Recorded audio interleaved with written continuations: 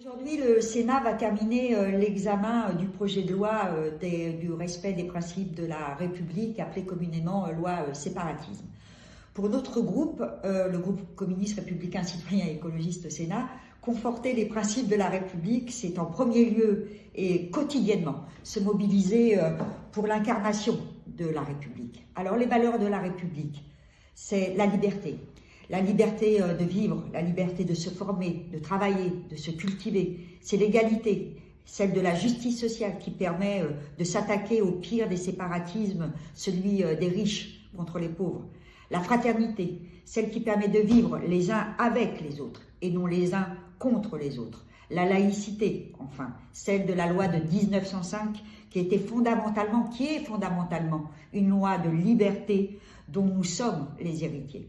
Et pour cela, nous avons besoin de services publics, l'école, la santé, les transports, l'énergie et tant d'autres, qui font que personne, quel que soit son quartier, quel que soit son village, ne soit délaissé par la République. Faire République, c'est ne faire aucune économie pour s'assurer qu'aucun d'entre nous n'en soit oublié. Or, aujourd'hui, ce projet de loi a permis à la droite d'exprimer ses relents les plus réactionnaires.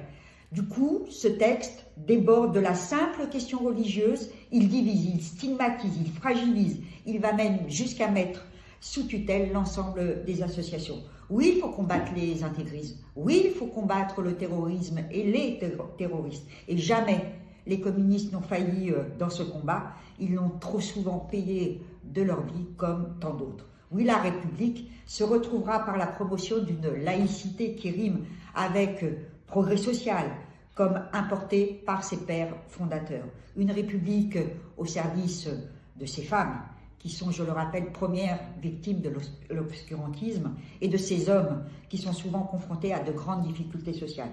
Et en votant contre ce texte, parce que je réaffirme solennellement que nous voterons contre ce texte, nous réaffirmons que le redressement républicain se fera par l'émancipation et le progrès humain et certainement pas par le conservatisme étroit et réactionnaire qui sont présents au cœur de cette loi.